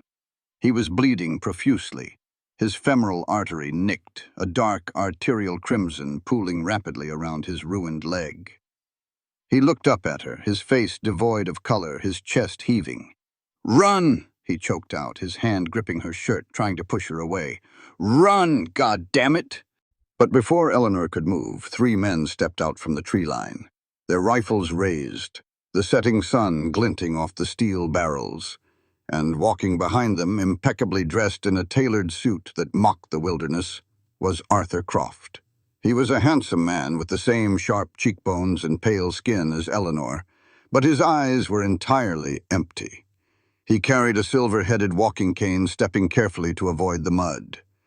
"Checkmate, dear sister." Arthur smiled, his voice smooth as silk. Eleanor raised the Winchester, aiming it directly at her brother's heart. Click. The firing pin struck an empty chamber. She was out of ammunition. The siege was over, and they had lost. The fire from the cabin roared into the twilight sky, casting a hellish, flickering glow over the porch. The heat was blistering, but Eleanor felt nothing but absolute freezing terror. Silas lay beside her, his breath coming in ragged, shallow gasps. The pool of blood beneath his shattered leg was expanding with terrifying speed. He was a mountain of a man, an unstoppable force of nature, but even mountains could be brought down by enough lead. His eyes were half closed, glassy with pain and blood loss, but his hands still weakly gripped the fabric of her trousers, trying to pull her behind him, trying, even as he died, to be her shield. "How touching," Arthur Croft murmured, stepping closer, flanked by two of his remaining Pinkerton guards. Their rifles were aimed directly at Eleanor's chest. The aristocrat and the outlaw. A tragic romance, fit for a penny dreadful. "You have fallen far, Eleanor." "You slaughtered them," Eleanor hissed, her voice vibrating with a hatred so profound it shook her very bones. She didn't drop the empty Winchester. She held it like a club, standing over Silas's bleeding body. "Father, mother, Thomas, you killed your own blood for a title." Arthur sighed, adjusting his pristine leather gloves. "The Duke was a fool. He was bankrupting the estate with his philanthropy. I merely accelerated the inevitable transfer of power to someone capable of managing it. You, unfortunately, were married to a man who possessed the original, unaltered will. The one naming you the sole inheritor of the Croft fortune should the primary line fall." He pointed his silver-headed cane at the burning cabin. "I assume the document is in the trunk, along with the silver you stole from my vault." "It was never your vault, Arthur," Eleanor spat. "Semantics." Arthur smiled thinly. "I am a reasonable man. The cabin is burning. Your outlaw is bleeding to death. You have no bullets. Fetch the trunk. Give me the original will, and I will allow you to stay here and tend to Mr. Blackwood's final moments in peace. Refuse, and my men will shoot him in the head right now, and I will drag the trunk out of the fire myself." Eleanor looked down at Silas. He shook his head, a microscopic, desperate movement. "Don't," his eyes pleaded. "He'll kill you anyway." Eleanor knew it. She knew Arthur would never leave a living witness, especially not the rightful heir. The moment she handed over the document, they were both dead. But Silas was bleeding out. Every second that passed, his life poured onto the porch. "Fine," Eleanor said, her voice eerily calm. She dropped the useless Winchester. "The trunk is too heavy for me to drag out alone. I have the document in my coat." Arthur's eyes gleamed with greedy satisfaction. "Bring it to me." Eleanor turned her back on her brother. She knelt beside Silas. The heat from the burning cabin was searing her back, but she leaned in close to his face. "I love you," she whispered. The words meant only for him. A sacred vow delivered in the mouth of hell. "In this life and the next. I love you, Silas." Silas's hand tightened on her shirt. A single tear cut a clean line down his soot-stained face. He knew what she was doing. He saw the cold, dead resolve in her glacial eyes. Eleanor reached into the deep pocket of her oversized flannel shirt. Her hand bypassed the folded piece of parchment. Instead, her fingers wrapped around the smooth pearl grip of a tiny double-barreled Remington Derringer.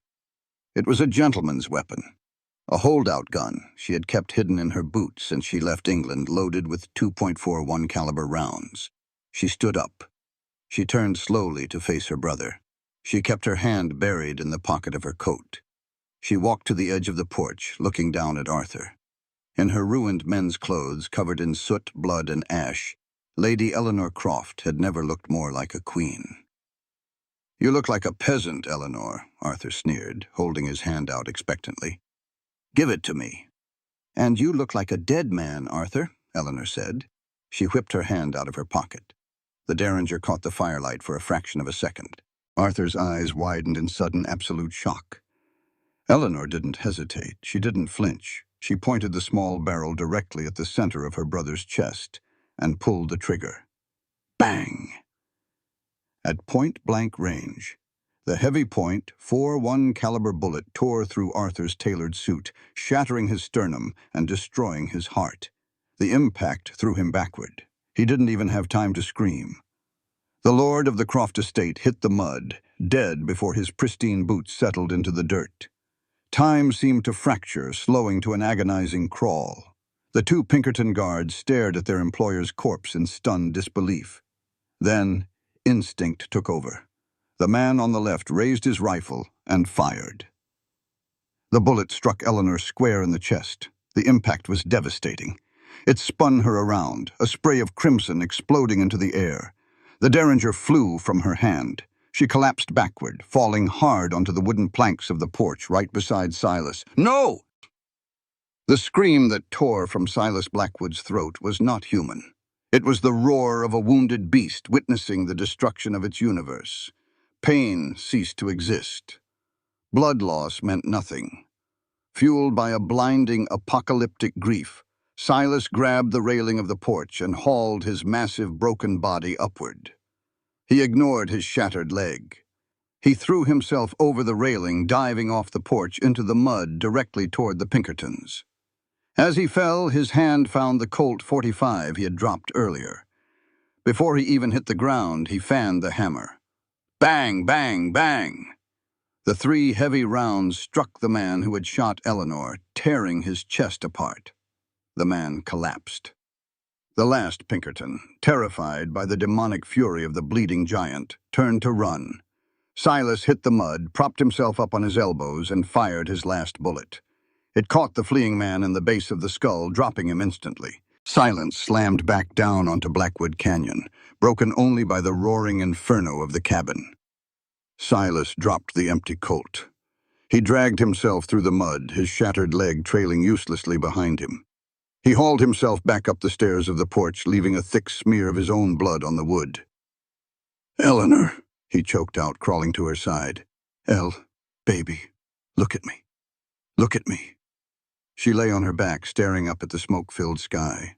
A terrifyingly large stain of blood was spreading rapidly across the front of her flannel shirt, right over her heart. Every breath she took produced a wet, rattling sound. Silas pulled her into his arms, pressing his massive, shaking hands over the wound, desperately trying to hold the blood inside her. "I've got you," he sobbed, his tears falling freely onto her pale face, washing away the soot. "You're going to be okay. I'm going to fix this. I'll fix this." Eleanor smiled. It was a weak, trembling thing, but it was the most beautiful smile he had ever seen.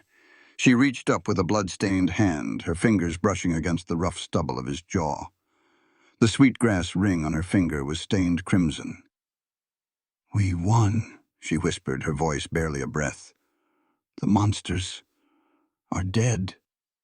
"Don't talk," Silas pleaded, pressing his forehead against hers. "Just hold on, please, God, Eleanor, don't leave me here. Don't leave me alone in the dark." "You are not the dark, Silas," she murmured, her glacial blue eyes losing their focus, staring past him into the infinite night. "You were my sanctuary. You gave me a life." "I was supposed to save you," he cried, his voice breaking. "You did."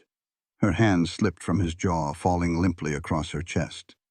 "You gave me peace." Eleanor took one final shuddering breath. The tension left her body. Her eyes, still open, stared up at the stars hidden behind the smoke, forever fixed on a horizon she would never reach. "Eleanor," Silas whispered, shaking her gently. "Elle?"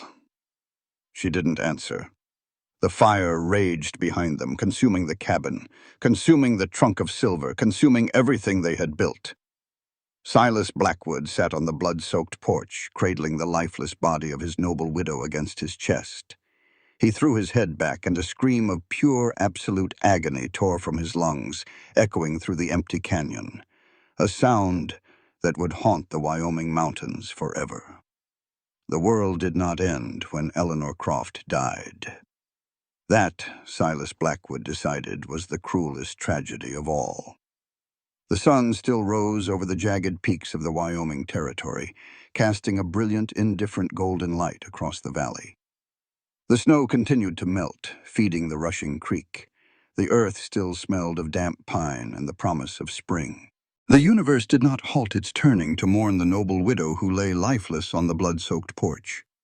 The cabin had burned down to its stone foundation, a smoldering, smoking pit of ash and blackened timber.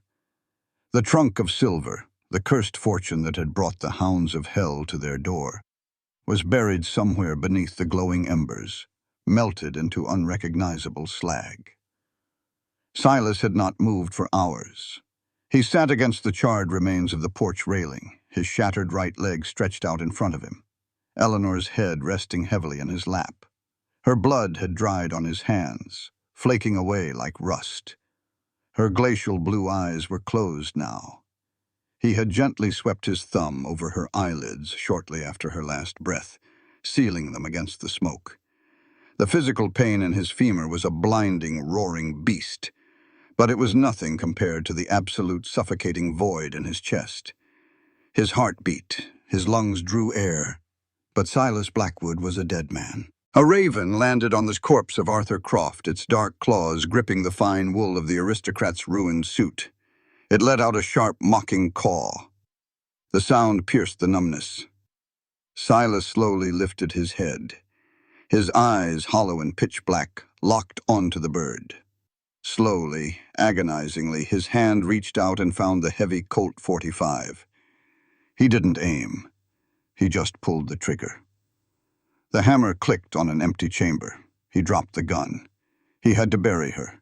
He could not leave her out here for the scavengers, and he refused to bury her near the men who had come to kill her. He looked down at his ruined leg. The bleeding had slowed to a sluggish ooze, but the limb was useless, the bone visibly shattered beneath the torn denim. If he didn't tourniquet it and splint it, he would bleed out the moment he tried to move. "I should let it bleed," a dark voice whispered in his mind. "Lie down beside her. Close your eyes. It will be over in an hour." But Eleanor had used her dying breath to tell him he had given her peace. She had taken a bullet to protect him. Dying in the dirt beside her felt like a betrayal of the blood she had spilled. With a guttural groan that tore his throat, Silas forced himself to move. He dragged his massive frame across the porch, leaving a slick trail of crimson. He reached Arthur's body. Without a shred of hesitation or respect, Silas drew his hunting knife and cut wide strips from the dead lord's expensive linen shirt and silk cravat. He tied the makeshift tourniquet high on his thigh, pulling the silk so tight the fabric bit into his flesh, cutting off the circulation with a sickening throb.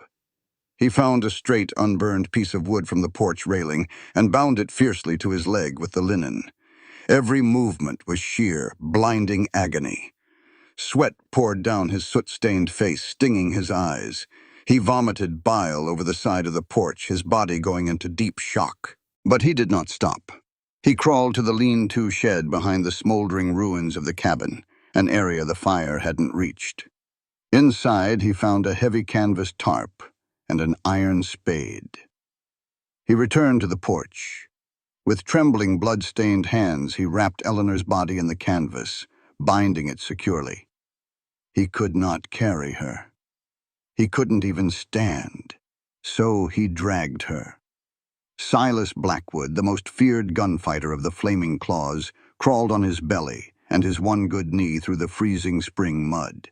He clutched the heavy canvas rope in his teeth in his left hand, dragging the woman he loved inch by agonizing inch toward the southern ridge. It was a journey of less than half a mile. It took him 5 hours. The sun climbed to its zenith, beating down on his back. His hands were torn to shreds. His splinted leg dragged behind him like a dead, heavy anchor, shooting spikes of white-hot pain into his spine with every yard gained. Twice he passed out from the pain, his face buried in the wet earth. Both times he woke up, spat out the mud, grabbed the rope, and kept crawling. He reached the overlook as the afternoon sun began to dip, casting long, mournful shadows across the canyon. It was the exact spot where he had knelt in the dirt just 24 hours ago to offer her a ring of braided sweetgrass. Silas let go of the rope. He collapsed onto his back, staring up at the endless blue sky, his chest heaving with ragged, wet breaths. "I brought you," he whispered to the canvas-wrapped bundle beside him. "You like the view from here." He forced himself onto his knees. He grabbed the iron spade. Digging a grave in the rocky Wyoming soil was hard work for a healthy man. For a man bleeding to death with a shattered femur, it was an act of pure, insane defiance. He dug with his arms and his shoulders, using his weight to drive the spade into the earth. His muscles screamed. The blisters on his palms, the same palms he had used to gently apply salve to Eleanor's hands, tore open, greasing the wooden handle of the shovel with fresh blood. He dug until the sun bled red over the horizon. He dug until the stars pierced the bruised purple sky. He dug until the hole was 6 feet deep and perfectly rectangular, a dark, welcoming void in the earth. When it was finished, Silas sat on the edge of the grave. He carefully lowered Eleanor into the earth. He didn't have a coffin. He didn't have a preacher. He didn't know any prayers that God would listen to from a man like him. He reached into his vest pocket. He pulled out the sweetgrass ring. He had slipped it off her finger before wrapping her in the canvas, unable to bury the only piece of her he had left. It was stained dark with her blood. He held it tightly in his massive fist, pressing it against his sternum, right over the scar of the flaming claw. "I don't know if there's a heaven for people like us, Elle," Silas rasped into the quiet night, his voice completely broken. "But if there is, you wait for me. You hear me? You wait." He began to push the dirt back in. Every shovelful of earth hitting the canvas sounded like a judge's gavel, finalizing the sentence of his eternal damnation. When the grave was filled, he patted the earth down with his bare, bleeding hands. Nearby, he found a young, resilient oak sapling that had survived the harsh winter. He uprooted it gently and planted it at the head of her grave, packing the soil tight around its fragile roots. His task was done. The adrenaline that had kept him alive finally evaporated, leaving nothing but a vast, bottomless exhaustion. Silas lay down in the dirt beside the fresh mound of earth. He pulled his heavy duster tight around his shivering body. He closed his eyes, expecting the cold to take him, hoping he would simply freeze to death beside her. But death, it seemed, was done with Silas Blackwood for now. He did not die on the ridge. 3 days later, a passing U.S. Marshal, drawn by the lingering smoke of the cabin fire, found the massacre in the valley. He found Arthur Croft and the Pinkertons dead in the mud, and he found Silas Blackwood on the southern ridge, unconscious, half-starved, and burning with a lethal fever, his arms wrapped protectively around a mound of fresh dirt. Silas survived. The doctors in Cheyenne took one look at his shattered femur and prepared the bone saw. But Silas had put a gun to the surgeon's head and promised to kill every man in the room if they took his leg. They set the bone with steel pins and agonizing traction. It healed poorly, leaving him with a severe, permanent limp and chronic grinding pain. He didn't care. The pain was the only thing that reminded him he was still alive. When he finally returned to Blackwood Canyon 6 months later, he brought an army of laborers. He dug the melted silver out of the ashes of his old cabin. Combined with his hidden stash of gold, Silas possessed an immense, untraceable fortune. He did not use it to build a sanctuary. He used it to build an empire. He bought out every struggling rancher in a 50-mile radius. Those who refused to sell found their water rights suddenly tied up in endless, expensive litigation, or their fences mysteriously cut. If the law intervened, Silas simply bought the law. He built a sprawling, brutalist fortress of imported stone and dark mahogany, where the old log cabin used to be. He hired a private army of hardened cattle detectives and ex-soldiers to patrol his borders. He became a ghost, a myth, a terror. Men called him the Wolf of Wyoming. They said he had made a deal with the devil. They said he had no heart, no conscience, and no mercy. They were right. Eleanor Croft had taken the last shred of his humanity with her into the earth. The Silas Blackwood who remained was a machine driven by cold, calculated expansion. He amassed wealth not for luxury, but for control. He wanted to own the land, the towns, the very air, to ensure that no one, no aristocrat, no bounty hunter, no gang, could ever step foot in his valley again without his permission. 10 years later, the wind howling through Blackwood Canyon carried the bitter bite of late autumn. Silas sat on a heavy hand-carved wooden chair on the wraparound veranda of his stone mansion. He was 48 years old, but he looked 60. His dark hair was heavily streaked with iron gray, his face lined with deep, harsh grooves of chronic pain and perpetual isolation. He wore a tailored dark suit that cost more than a working man made in a decade. His ruined right leg stretched out stiffly before him, a heavy silver-headed cane resting against his thigh. The estate before him was vast and impeccably maintained. Dozens of ranch hands moved about the distant barns, their voices carried away by the wind. They gave the main house a wide berth. No one spoke to the boss unless spoken to.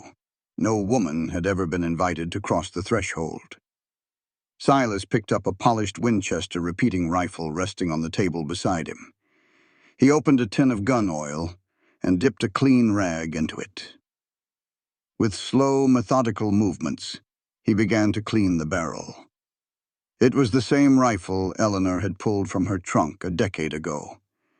It was the rifle she had fired to protect him during the siege. His dark, empty eyes stared out toward the southern ridge.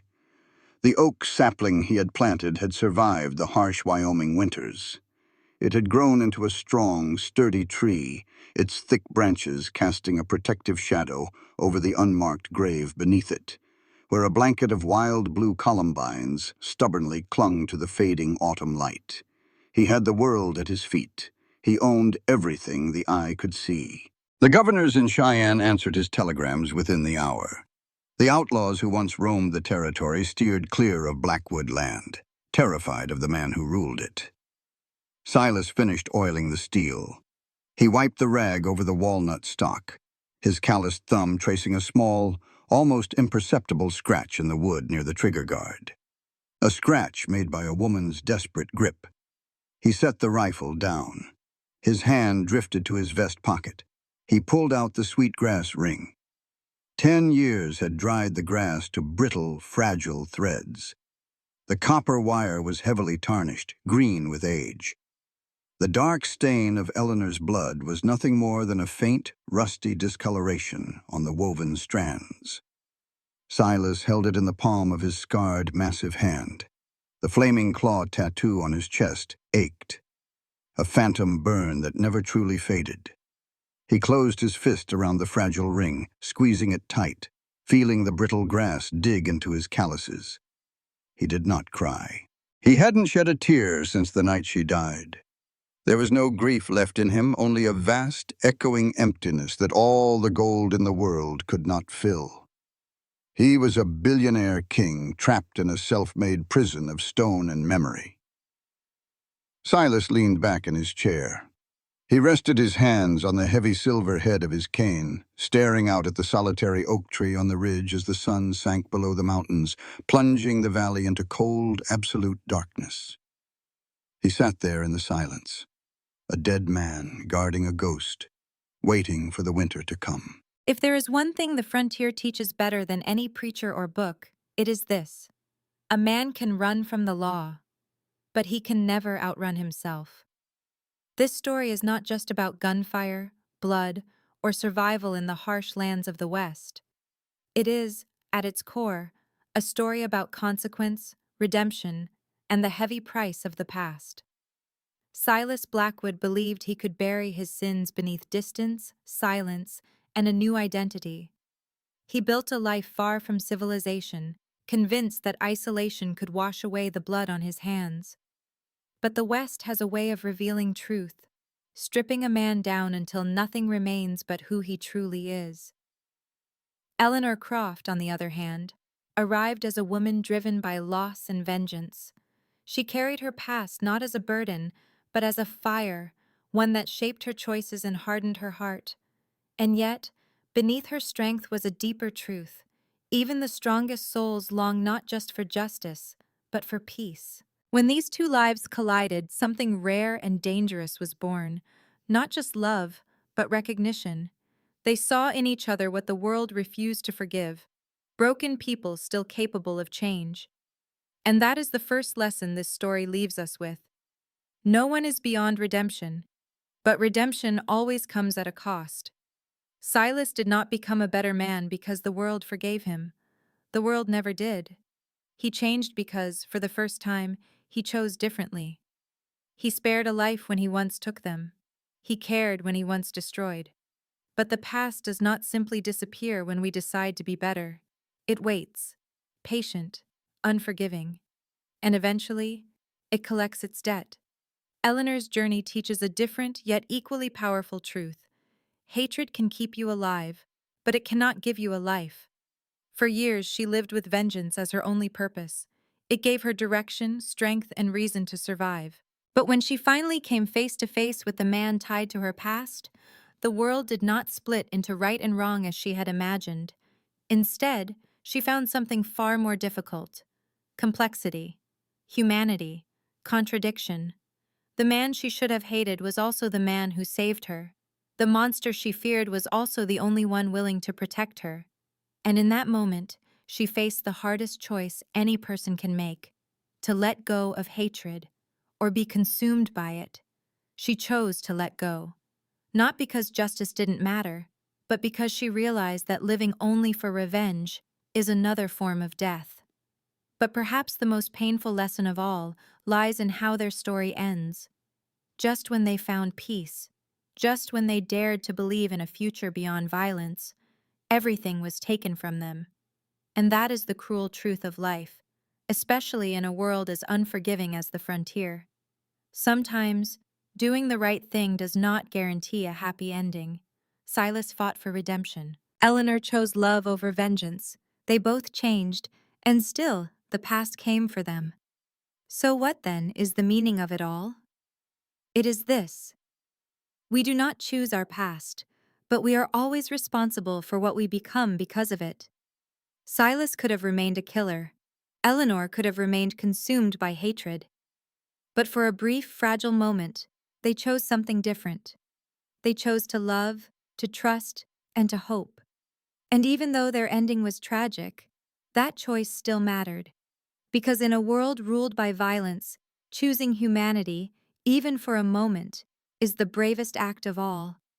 In the end, Silas gained everything a man could ever want: land, power, wealth. But none of it could replace the one thing he lost. And that is the final lesson the story leaves behind. You can conquer the world and still lose the only thing that made it worth living. So if there is anything to take from this tale, it is this: do not wait until the past catches up to you to become a better person. Do not let hatred define your purpose. And when life gives you even the smallest chance at love or redemption, hold on to it. Because out here, and in life, those chances don't come twice. This content was carefully researched, developed, and manually edited by our team to deliver meaningful stories with valuable life lessons. Every narrative is crafted to entertain, inspire, and empower our audience. We believe that great stories can change lives, and we are committed to bringing you content that matters. Thank you for being part of our community.